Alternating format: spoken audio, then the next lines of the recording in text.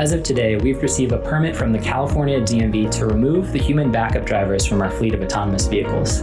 I started Cruise 7 years ago, and since then, thousands of people from Cruise and GM have worked together to build the fleet of autonomous vehicles we have on the road today. And the upcoming Cruise Origin, the first production vehicle designed from scratch to serve the passengers, not the driver. So there's no steering wheel and pedals, and related to today's announcement, there's no human backup driver. We've accumulated over 1 million miles of fully autonomous driving in complex urban environments, and built an AI that can not only handle the mundane parts of driving, but also handle the crazy stuff that we see on the roads of major cities every day. The easy part of driving is actually pretty easy, but it's about 100 times harder to build an AI that can safely and comfortably navigate through cluttered scenes filled with people doing rare or unpredictable things. But safe driving isn't just about building the AI that drives the car. It's about building a hardware and software system that can handle rough roads, bad weather, or even quantum bit flips caused by solar flares. It's rare, but that can actually happen. So we're testing our system now on a private testing ground, and there's literally no one in the car here, to ensure that no matter what happens, our system can safely come to a stop. Because unlike your cell phone or laptop, which maybe can freeze up and reboot every once in a while because it's not driving your car, that's obviously not okay for an autonomous vehicle. It takes a great deal of effort, care, and diligence to build a safe and extremely reliable system. We've got to get this right. As a society, we become too complacent with the million injuries and tens of thousands of deaths caused by car accidents in the US each year. It's 2020, and the technology to change this is starting to appear. And while the global pandemic has all of us reevaluating our priorities, ours have remained the same. We want the world to start to look more like it does in the simulations we use to test our software. So when you see one of our vehicles on the streets of San Francisco with nobody behind the wheel, think of the thousands of hardworking people at Cruise and GM and the humble beginnings of our journey to build the future we all deserve.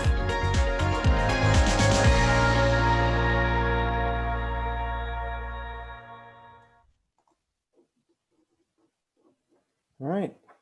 Hi, everyone. I'm Kevin Schlosser, president and co-founder of the DC Autonomous Vehicles Association, and also an MBA student here at McDonough.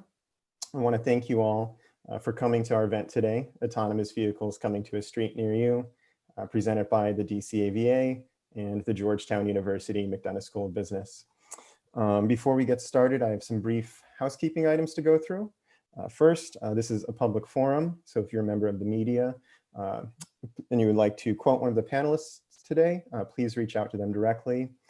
This webinar broadcast will be recorded and will be posted on the Georgetown McDonough YouTube shortly after this broadcast. Our panelists will be taking questions at the end of today's program. Thank you to those of you who have already submitted your questions. I think we've set the record for pre-questions before an event here in Georgetown.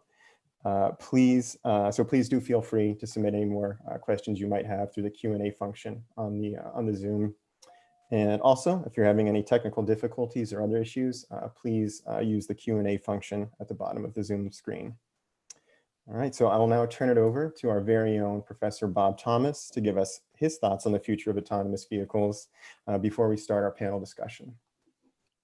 Well, thank you, Kevin. And as you know, we're here today to talk about and think about autonomous vehicles, or AVs. Now, AVs are about the human need for mobility and doing so in a way that is safe for human life. We're very fortunate to have Kevin and the DC Autonomous Vehicles Association here today to help us learn and better understand the future of AVs in the DC region and beyond. It's a very important organization because it's on the leading edge of thinking about how to promote the value of autonomous vehicles to society and the economy. Now, I'd also like to point out that Georgetown is the right university, Washington, D.C. is the right city. And why? Because it's the home of, you guessed it, the U.S. Department of Transportation and the National Highway Traffic Safety Administration. Both organizations, or parts of that same organization, are highly relevant to the potential benefits of AV. So this is not a coincidence that we're doing this here in Washington, D.C. I'd also like to point out that AVs are, in my belief, at the heart of the next global revolution in economic and social development in the same way that automobiles were in the 20th century. And that's coming from someone who was born in Detroit, Michigan, and who is a fanatic of automobiles, which I won't go into right now. The human need for mobility is universal. And here we are today with Cruise, with General Motors, and with Honda, which recently decided to invest $2 billion in the Cruise and GM partnership. Now that's an incredible bringing together collaboration of very important organizations to work on autonomous vehicles. So we may not only be at the leading edge of an historical moment of economic development, but also it's possible that AVs may lead to innovation and new designs of cities, roadways, and how people connect. AV has tremendous potential. Finally, I'd like to say, if we were in person, on campus, at Georgetown, in the Hariri building right now, we would most likely be with this many people in the Fisher Colloquium. Yes, it's the same Fisher family as Body by Fisher, the company that provided automotive bodies for General Motors. What a coincidence that we're here today now to talk about autonomous vehicles. Kevin, I turn it back to you. Right. Thank you so much, Professor Thomas. I'll now ask the panelists to introduce themselves, starting with Ankit, Selika, Sue, then Richard. Great. Yeah. Thanks for having me. And yeah, I 100% agree with Professor Thomas. Georgetown is the right university, not only for this, but for everything. And it has nothing to do with the fact that I'm a proud Hoya. So, hey, I'm with you guys.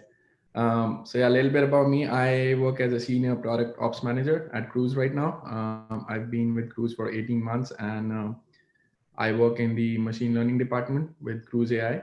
And yeah, I'm looking forward to learning today from my fellow panelists. Thank you. Good afternoon, everybody. I will say, while Georgetown is a wonderful place, I am a professor from American University, and this is the seat of government, and this is where policy is made concerning all things within the United States. I'm thrilled to be here to talk about autonomous vehicles. It is my passion. I have a degree in political science. I practiced as an attorney in product liability defense for almost 18 years. Before I worked in an executive transportation capacity at a state government and then for the federal government before coming to American University. AVs will change the world as we know it. I'm happy to be here for this discussion today. This is can you? Just a little bit, we can only hear you. Let me.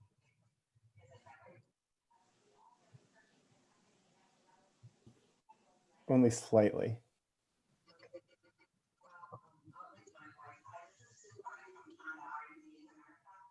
Can you? Okay.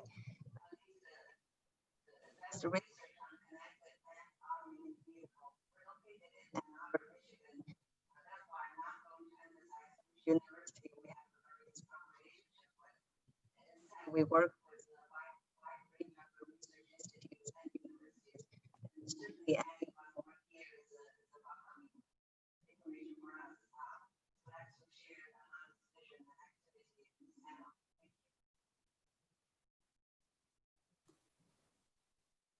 I think Sue might have been cutting in and out there. So hopefully the tech team can reach out to Sue and help get that corrected. And then we'll try to have you introduce yourself again. But if Richard, if you want to go ahead now. Yeah, good afternoon, everybody. Just checking, can you see me and hear me okay? Okay, good. Well, I'm really pleased to be part of this august panel with a couple of folks that I know quite well, Selika and Sue and Kevin. I think the DC AVA is a fantastic organization, and I first met Kevin when I gave a talk to his class that Tom Gage was teaching about automated vehicles, and you reached out, Kevin, and we formed a a great collaboration since then.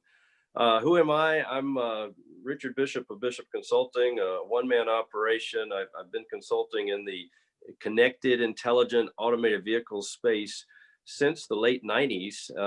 And I led a program within US DOT during the 90s in this area.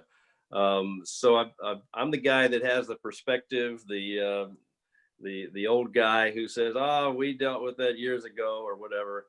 But also, I've been pleased to sort of ride the wave as you know, Google started things in 2010, and I've been part of things ever since then. I actually rode in my first cruise vehicle at the Automated Vehicle Symposium 2014, back when that was a retrofit. So it's really cool to see all the progress that Cruise has made. I focus across the industry in terms of, you know, car makers, startups, etc., cars and trucks. But lately I've been specializing very much in the truck AV side of things. And obviously there's a lot going on there, and I can talk about that later. But for now, I'll leave it there.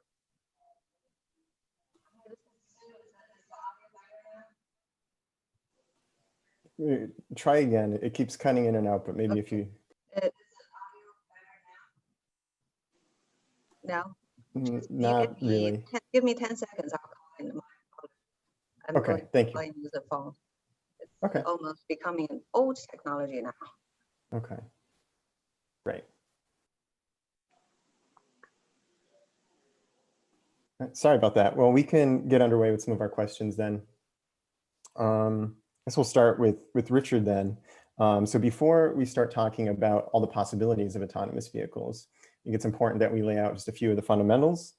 So what exactly is an autonomous vehicle, and what is a connected vehicle? Right. An automated vehicle is a vehicle that can do the driving task. The lingo is the dynamic driving task, can do that on its own, can do everything that we do as humans in terms of safely driving a vehicle. A connected vehicle is simply a vehicle where there's data flowing to and from that vehicle for some purpose. It's very important to understand that most of the automated vehicles coming to the market do not require any specific connectivity to the infrastructure, for instance. In some cases, there may be that.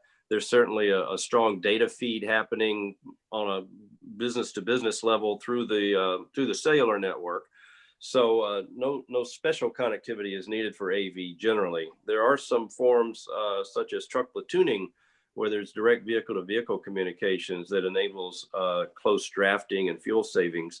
But in general, they're two very different things. And we're in a world where the CAV acronym is used a lot, Connected Automated Vehicles, and it's a little bit misleading because sometimes connected, sometimes automated, they really shouldn't be mushed together the way they have been. But now I'm editorializing probably more than you wanted me to. That's all right. Sue, do you have any luck, Sue?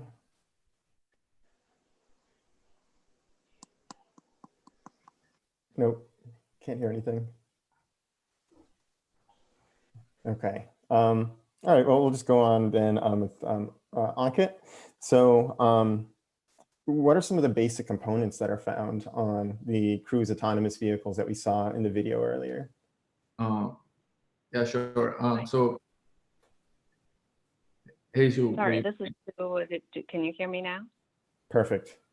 Yeah. Oh, my apologies. Did I cut in Ankit? I can wait. Okay, we'll let Ankit finish the question and come back to see. Sorry. All right. Okay. Yeah, great. So I'll go ahead. So I'll probably piggyback on Thomas's answer. So like basically like for level 4, level 5, we need to replace the human driver, right? So let's look at how we can do that. And then while doing that, I'll try and describe the basic components that are found on an autonomous vehicle. Kevin, let's imagine if you're driving, right? And let's say that there's a bus in the right lane in front of you. Like the first thing as a human you do is detect that there's an object there in the lane next to you, and you classify it as a bus. Like, similarly, the first thing an autonomous vehicle needs to do is perceive the world around it. that is detect all the different objects that are around it and then understand where they are and what they are. And this is essentially perception. And that's the first component of any self-driving or like autonomous vehicle. So now let's go back to our bus. Let's imagine the bus now has its left turn signal on. Hopefully you will detect it and predict that the bus is going to come in your lane. The autonomous vehicle does the exact same thing. It predicts that what the detected actors will do next. And this is called prediction, which is extremely important and for any autonomous vehicle. Then finally, the autonomous vehicle will plan its path. It'll either slow down or change its lane to avoid any potential collisions with the bus and to ensure that the ride is smooth. And that's done by controlling the steering wheel, the brakes, and the accelerator. And so that's basically planning and control is the last component for an autonomous vehicle. So to recap my answer, like perception followed by prediction and then planning and control are the key components of an autonomous vehicle. And when all of these work together in harmony, a customer or anybody can reach from location A to location B while enjoying their coffee, I would say. Thank you, Ankit. All right, I think we have Sue now. Do you want to try introducing yourself again? Okay, so you see the 995, that's me. Yes. I am the chief engineer at Honda R&D America, located in Ann Arbor, Michigan, leading the advanced research on connected and automated vehicle. I'm glad to be here. Since I spent enough time to figure out the technology, I'll cut it very short. Go ahead. Any questions? Yeah. Okay, no, thank you very much, Sue. We actually gave your first question to Richard, so we'll give you an opportunity to speak now. Can you tell us a little bit about what Honda is working on in the autonomous and connected vehicle space? Oh, glad. Richard is one of the top experts in this area. I assume we talked about the level 1 and all the way to level 5. Honda right now for personal vehicles, of course, we're working with Cruise on the fleet vehicle implementation. For the personal highly automated driving systems, we are mostly developing that in Japan side, targeting level 3 automation. I know this is not necessarily everyone's path yet, but I think it's important to emphasize why we are focusing on level 3, which we all know the challenge of a handover and the risk behind it. Our philosophy is Honda's for the joy of mobility, which first of all means safety.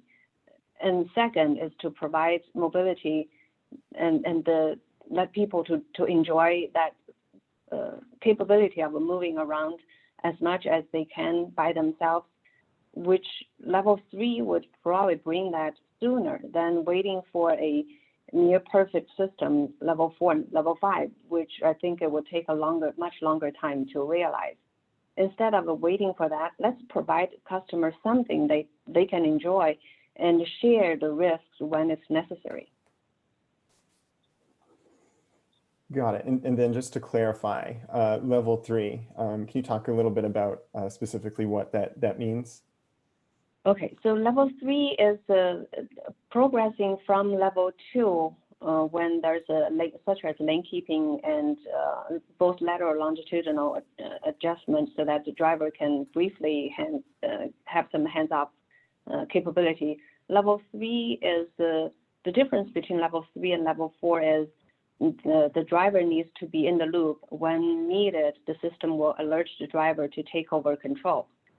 Versus the driver can be off the loop for quite a long period of time, and level 4 has a restricted region or condition that function can be realized. So I think level 3 is a good middle point where the driver and the car both take some responsibility while allowing driver to enjoy automated experience.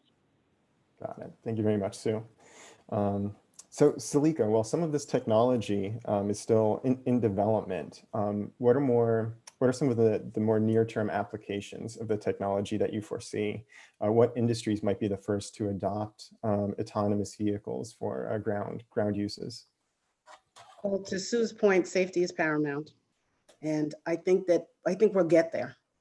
We're in the fine tuning stage, and I have every confidence that level 5 will be in our sites, hopefully sooner rather than later. But in the near term, we're seeing lots of benefits of automated vehicles already. I mean, throughout the pandemic, we had the delivery robots who've really sprung a new life, providing goods and resources, food and medicine to people around the country.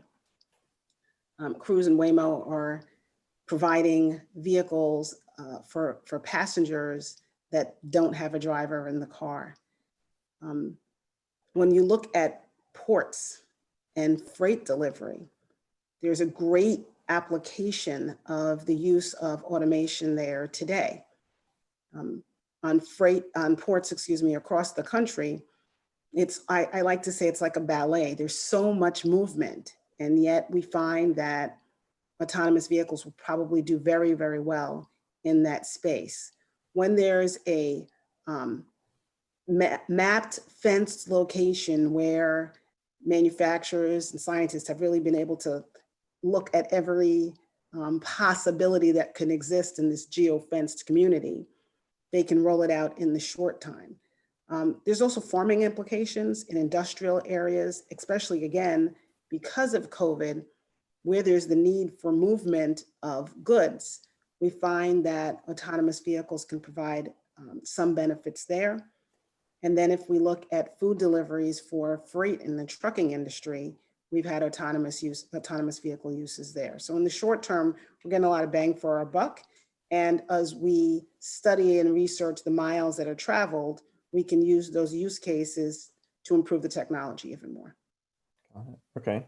You made a good point about trucking in there. So Richard, I know you've worked in this space heavily. How might autonomous technology affect supply chains and shipping? Are there any examples you can point to right now? Yeah, I think so. Very briefly, I want to go back to my comments about CAV, connected automated vehicles, and kind of clarify that, you know, there's the connected vehicle world and the automated vehicle world, and they may or may not connect with each other. But I neglected to talk that much about the connected vehicle side in terms of vehicle-to-vehicle communications, which is absolutely essential for safety improvements in our current personally owned automobiles. And in fact, an area that doesn't get talked about that much is the congestion, which we all hate. And an automated vehicle is just as likely to be stuck in congestion as any of the rest of us. So the next big possibility is to improve congestion, and connectivity is key to doing that, because vehicles can coordinate with each other so much better. And Sue would be a perfect person to talk about that a little bit more. But anyway, in terms of supply chain, we're looking at some interesting areas, and I'm not an expert in supply chain per se, but when it comes to goods movement, the simplest aspect of automated trucking is there's no need for driver rest time. So a cross-country trip today will take about six days if you have a single driver because of the rest time. To drive that straight is about 3 days, and an automated vehicle can do that. What does that mean? Well, for one thing, if you've got a time-sensitive shipment today, you might send that by air because you can't wait 6 days. But for some time-sensitive shipments, maybe 3 days is fine. So there could be a pull from air to truck, which is likely to be a much cheaper way to go. And we also have the issue of refrigerated loads, Plus AI, which is a company I work with, a truck automated driving developer. They did a coast-to-coast run for Land O'Lakes butter from California to Pennsylvania, and they were able to show that it could be done in 3 days. So this was a refrigerated load. So think about that for a second. You've got a refrigeration unit running to keep that butter cold in the trailer for only 3 days instead of 6 days. There are energy aspects there, there's sustainability aspects there. And when it comes to food, the refrigerated food out there, that's a big deal. And then I'll finish up with my favorite example, which I'm kind of famous for, is ripe tomatoes. As we know, if you live in the middle of the country and you want a tomato in the winter, it's probably coming from California. They have to pick them green because it takes so long to get to the grocery store. Again, with a shorter run, maybe they can pick them in a decently red form, and then you've got some great tomatoes in the winter. There's a lot to be studied in that supply chain space. Got it. Okay. Yeah, you made that point again about connected vehicles, and I think it might be a good time to talk about all the benefits of connected vehicles. You touched on a little bit about congestion, might be able to improve safety. So Stu, Honda's made some major investments into connected car technologies. Can you talk a little bit more about business case as well as societal benefits of connected vehicles? All right. So for business case, I'd like to often start with what my mentor, an executive at Honda, tell me. If you do the right job, produce the right product, the money will follow. So I think instead of focusing on the business model, it's focusing on what we think can benefit the customer the most. If that is the right product, the business model will appear. It is a result. It's not really I think it's not really a goal. And again, coming back to why Honda is focusing on level 3 for personal vehicles. Of course, we're working with Cruise on the fleet side. We believe this will give customer earlier benefit and not only improve the safety, which is the most essential goal, but also provide mobility to people otherwise may have a limitation on where they can drive, for example, elderly or people with certain physical conditions that may not be able to drive for a long period of time, as long as they have the ability to take over the vehicle when needed. And so that kind of covered the business part of it, and also the societal benefit. It is, again, safety and provide more people with more mobility sooner. And that sooner is essential. Instead of waiting for the perfect system, let's do something now. Got it. Okay. A little bit more in the business light then. Ankit, as a former MBA here at Georgetown, can you tell us about other future businesses that might utilize or industries that might change because of, or what types of business services might change because of automated vehicles? Yeah, so I think the extent to which autonomous vehicles will become widespread depends on several key factors. Like there's the technology, there's the regulation, but there's also social acceptance of the people who will use it, right? So like we at Cruise believe that it's not only a technology race for us, it's also a trust race with the customers. I do want to answer a question directly though. So in my opinion, the two industries that will have the most demand will be in the mobility of goods and services and people. And you'll probably hear this again and again because I guess the other use cases will eventually come, but I think these will be the ones that we'll start with. Richard touched upon trucking, right? So I'll not really go deeply into that, but having worked at Amazon before Cruise, like I've seen how expensive last mile delivery is. Like getting a package from a warehouse in Chicago to a warehouse in Houston is cheaper than getting it from a warehouse in Houston to your home in Houston. So, and the same is true for other delivery services. I've been ordering food almost every day because I literally cannot cook. Like I'm just so bad at it. So like the delivery fees and the delivery tips, although justified, are something as a consumer I would like to avoid. And so if we can reduce the shipping cost and the delivery cost, I see mobility of goods and services as a big use case for autonomous vehicles. The second one I mentioned, mobility of humans. Ride sharing has been making a dent in private car ownership. Having said that, the dent has not been big enough at the moment, just because the cost per mile is still cheaper if you own a vehicle. And so once the autonomous vehicles cost per mile will become lower than owning your own car, that is when I think we'll see a tremendous spike in demand for mobility of humans, right? So, but I'm also curious to hear what other panelists think about this. Like what other industries you guys feel that will have an initial spike in demand for autonomous vehicles? Got it. I think it might be a good time to go to Selika then for her insight on how government services might change because of autonomous vehicles.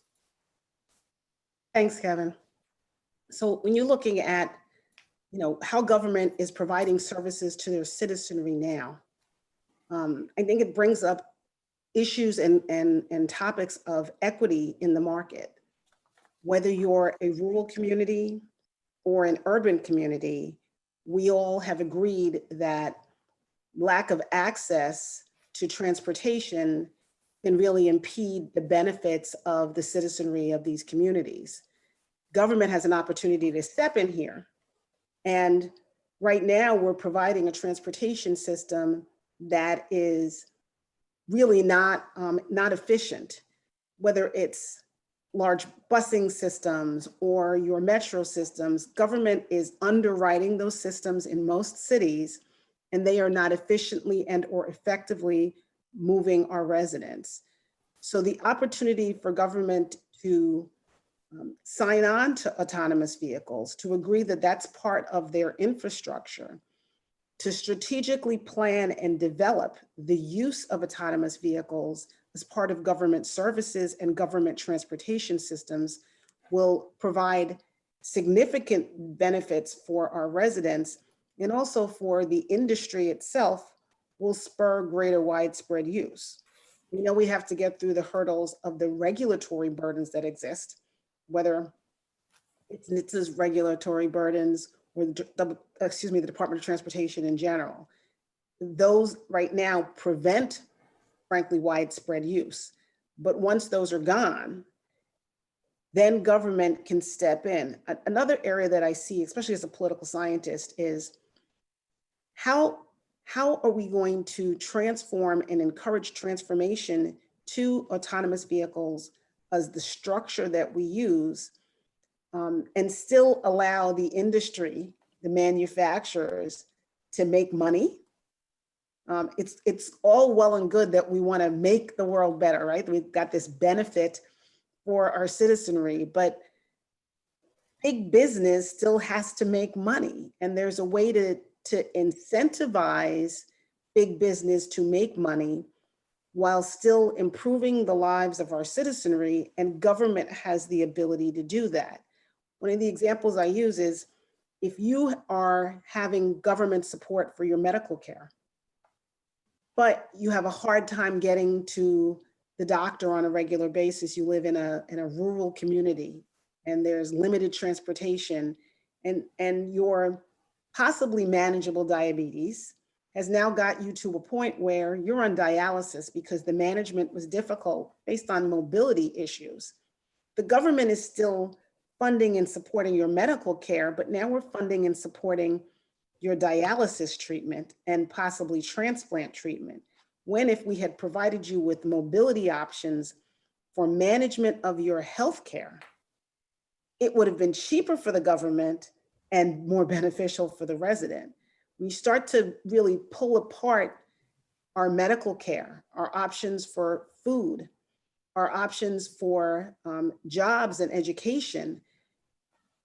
Mobility and transportation is the way to improve lives across the board.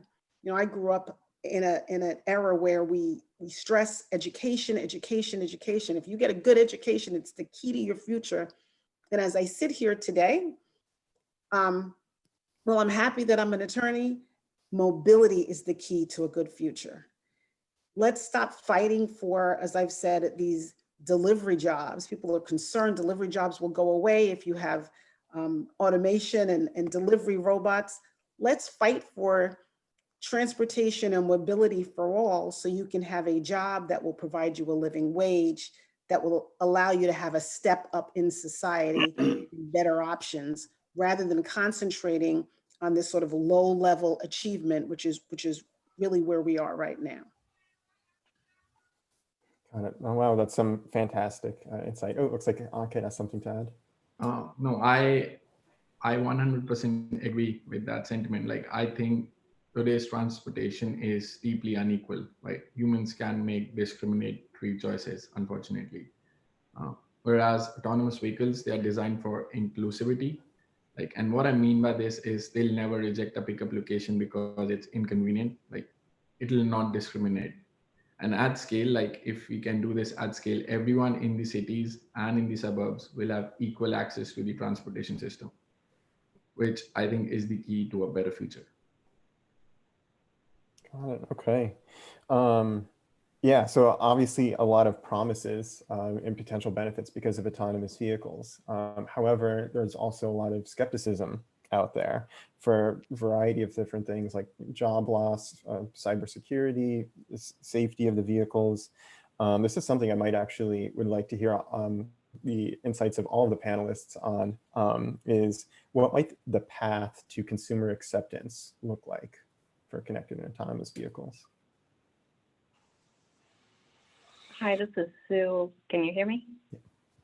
All right. So I think one great example of ease the public concern and also help the regulatory people to set the right policy is through SAE's Automated Vehicle Safety Consortium, where a group of stakeholders, including many major OEMs, of course, Honda is part of it, and the fleet operators such as Lyft and Uber, to get together at a non-competitive base to set the industry recommended practice on what's the best way to train a driver, a test driver, for example, and also data collection process. I'm thinking of the list of the operational design domains definition. When we say light snow, what exactly does that mean? And also there is quite a few documents in the pipeline, such as addressing vulnerable road users, more safety assurance related definitions, and also one of the recent publication on how the vehicle interact with first responders. For example, if the automated vehicle needs to be stopped by a police officer, and now there's no driver involved, how do you engage that interrogation process? So those are features eventually all the vehicles need to have when it's operated in the automated mode.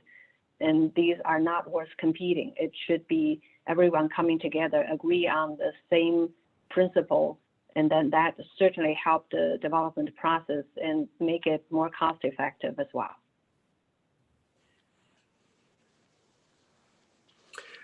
This is Richard. I'll chime in, Kevin.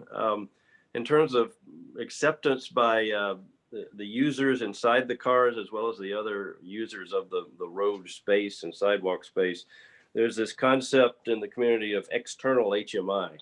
The idea that a vehicle will communicate in some manner what it's about to do, what its intentions are, so that you can have, as a pedestrian around that vehicle, you can have some sense of it's seen you, it's stopping, etc. The different companies are doing that in different ways, but it's a very active discussion.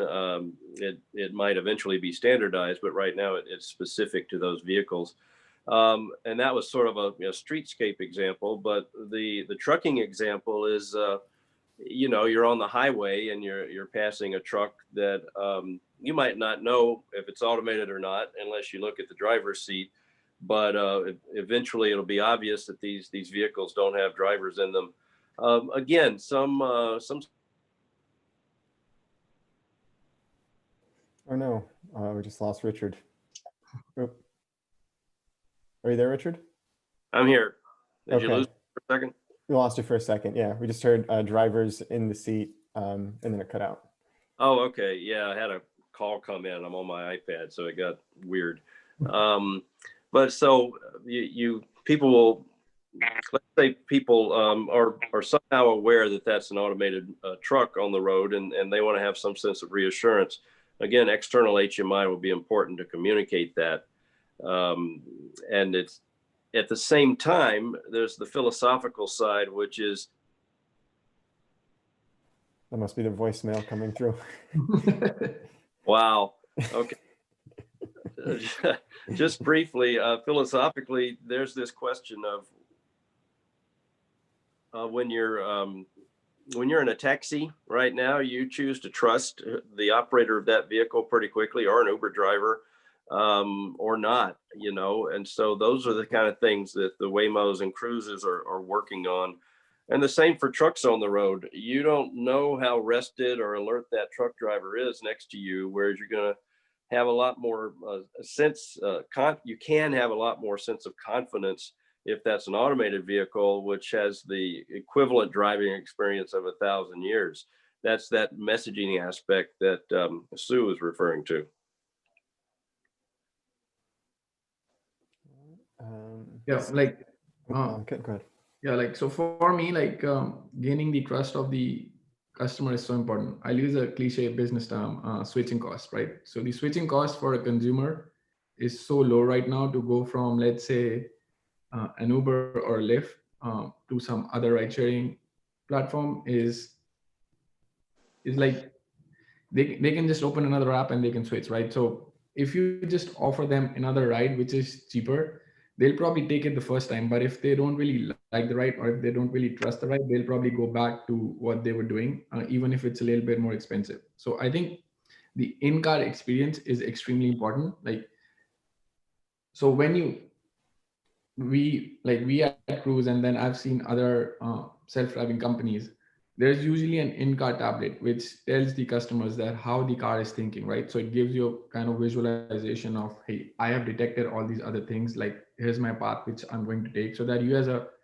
customer inside the car feel very comfortable about it.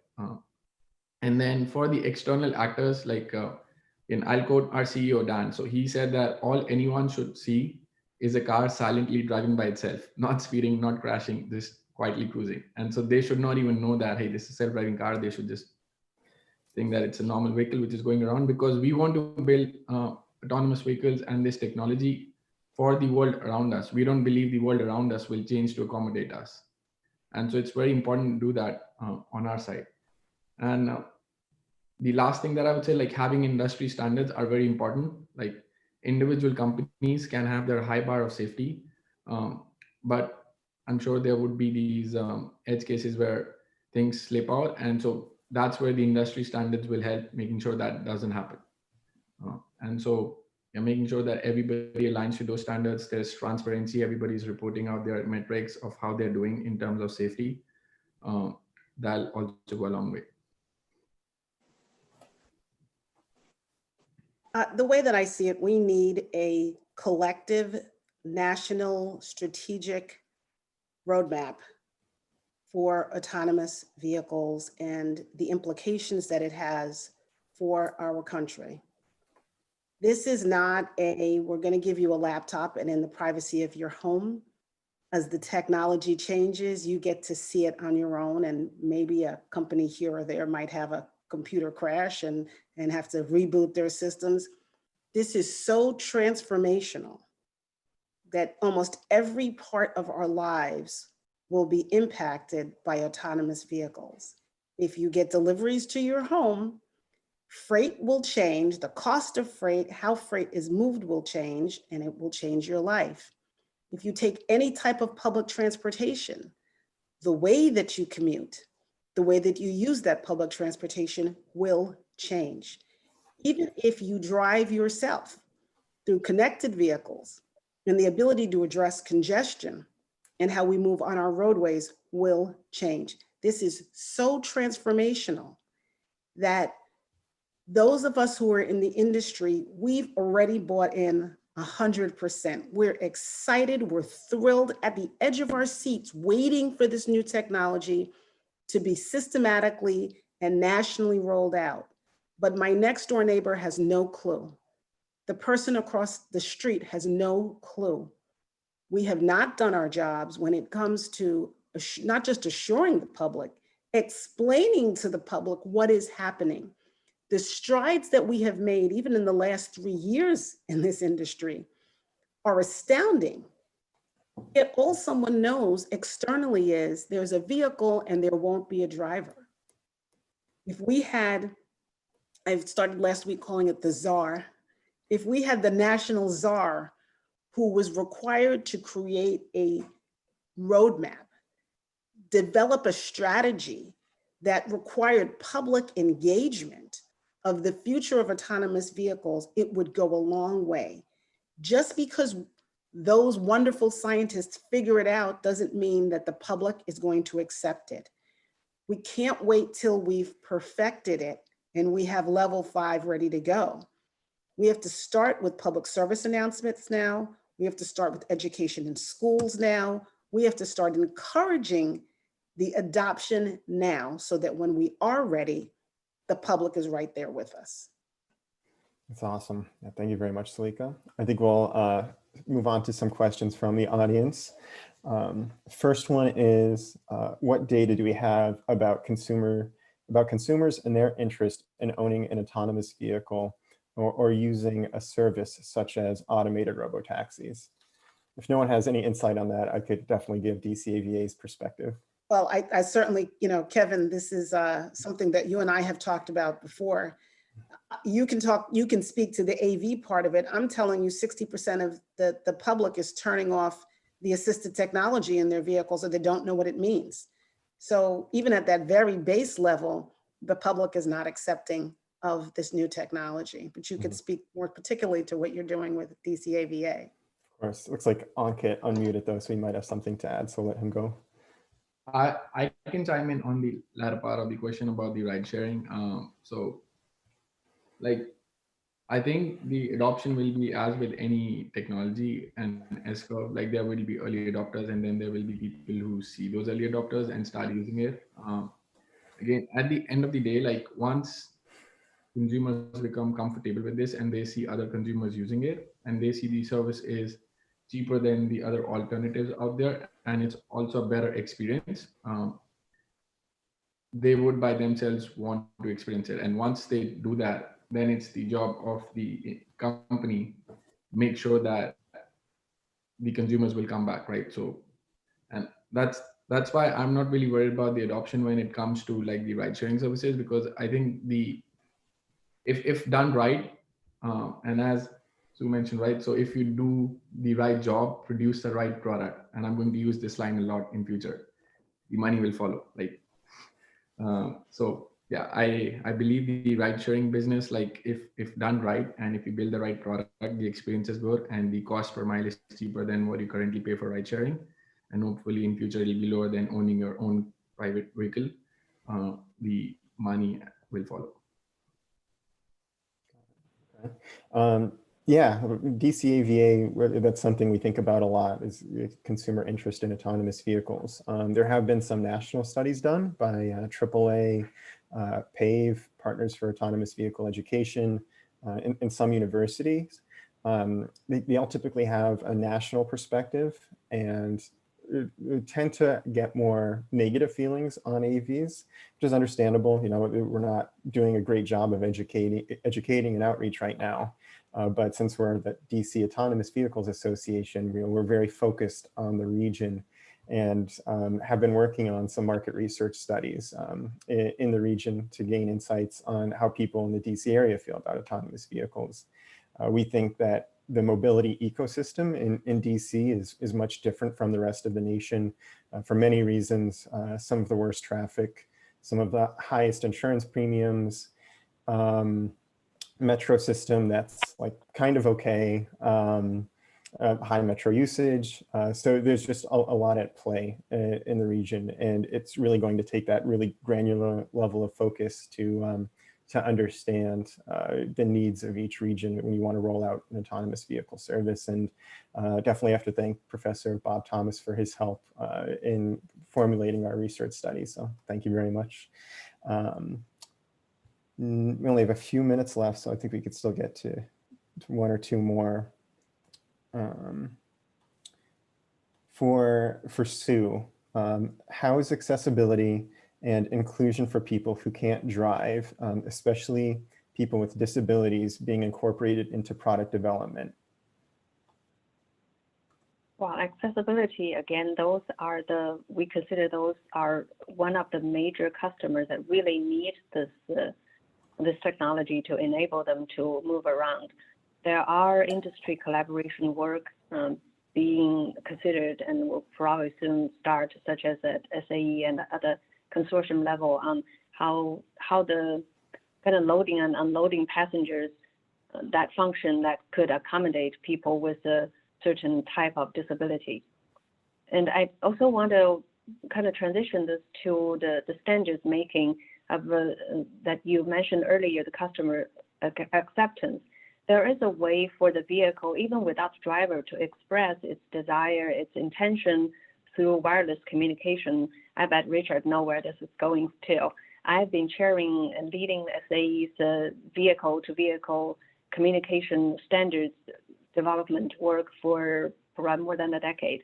And the benefit is now you have a digital way of exchanging with each other, not only what you see, but also what other people or cars are able to see to help you extend your vision or perception.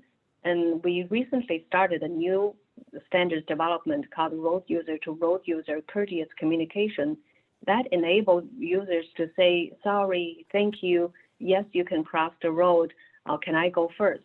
This type of communication would be essential for automated vehicle that doesn't have a driver to look into other drivers' eyes or wave their hands or whatever finger you want to use.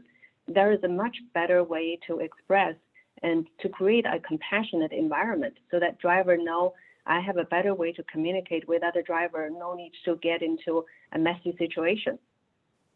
And of course, this can be extended to external, whether it's an audio or a visual display to further express the vehicle's needs. And of course, these all need a standardization, and that's what the industry is working on. And I'm glad Honda is part of it. One last comment on if you were riding a wheelchair, now you have a way to send a standardized message to inform other vehicles and other road users that you have certain needs. You may need more space and time to cross the road, for example. Got it. Okay. Next one is for Selika. How should AVs be viewed from the public transit perspective? A challenge to the existence of public transit or a complement to public transit? Well, it's definitely a complement. One of the things that we see even in a city like Washington, D.C., where I am, is while we have a fairly decent public transit system, we ourselves have a last mile issue where folks are living a mile or two from that metro station or a mile from a bus stop, and that mile might as well be 50 miles because they have no physical way of getting there. So that complement of the autonomous vehicle to be used in that manner, I think is spot on. The other thing is, again, a city like Washington, D.C., where the government is so heavily invested, subsidizing the transit system, and where the transit system currently is really not meeting the needs of all, this is a way to ensure that the populace is still moving.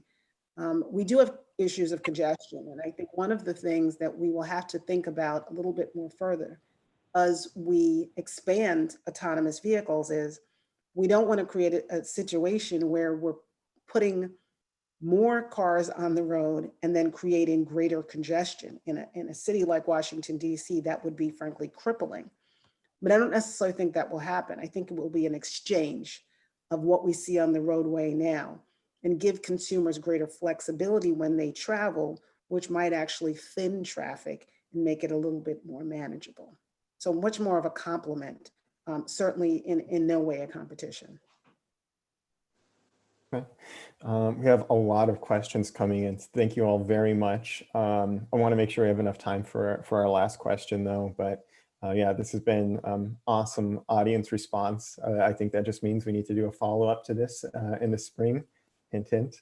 The question we always like to end on though is of all the effects of autonomous technology may have in the future, what do you think will be the most impactful to the average American, or just what excites you the most about this technology? And I'd like to hear from all the panelists. I can go first. So in America alone, almost 40,000 people die and more than 4 million people are injured every year because of accidents, right? So if you equate that, that comes out to every 15 minutes, someone in the States is dying in a car crash. And studies have shown that 94% of these car crashes are caused by human errors. And that's just the start of the problems that human-driven gas-powered cars have. And so in my opinion, like autonomous vehicles will create a safer transportation by replacing the primary factor that causes these crashes, the human. And so I can promise you the autonomous vehicle will never get tired, will never get distracted. And I can 100% assure you that it'll never drink and drive. Well, what excites me is, again, Honda's 2030 vision towards a collision-free society while providing more people with the joy of mobility. And to the micro level, every 80 some minutes, there is a pedestrian fatality happening in this country. As we're speaking, this session is about 60 minutes long, and it's likely somewhere one pedestrian is being injured or died in a car accident.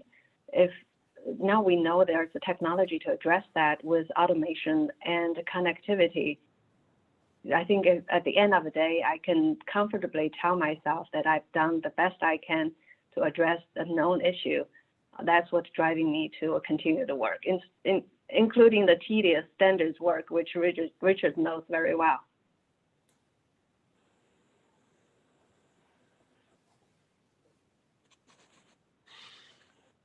I'll jump in now. Yeah, I'm thinking about this a little bit. You know, we've made huge strides in safety in terms of road travel in the last 20 years or so, the automotive OEMs, and we'll continue to have those strides. I look at automation as adding on top of that the safety is there. And what else do we get? We do get the mobility. We get more efficiency. You know, industry is always about taking waste out of a process or out of a system, and so is society, really. And so we'll see. Obviously, the mobility we've talked about for people, but also on the goods movement side, making things cheaper, making things more available. If same day delivery transform things, you know, for society, because Amazon thought of it, well, just imagine if that's even less than same day, even sooner. It will ripple through everything we're doing, as Selika was saying before. Will it change everyone's life? Not necessarily in terms of how they move around, but it will probably change something about the way they're living their lives, even if they don't notice it. Something positive.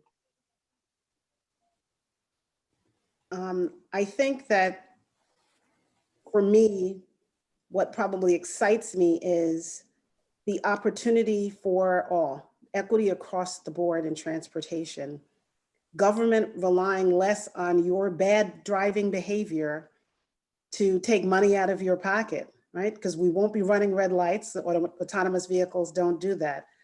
And as government relies less on pulling money out of your pocket for your bad behavior, the opportunity for those to get jobs that will earn them a living wage, access to healthcare, access to good food. So many people live in communities where food resources are just horrible. And across the board, meaning whether you are in a rural, suburban, or urban environment, autonomous vehicles really has the potential to change the way we live in America. That's a perfect way to end it. Thank you all very much. Our panel was awesome. Would like to do just a round of applause to end it now. Thank you all again. Thank you to Sean and Stephanie at the events team. And yeah, look forward to engaging with you all through the DC AVA soon.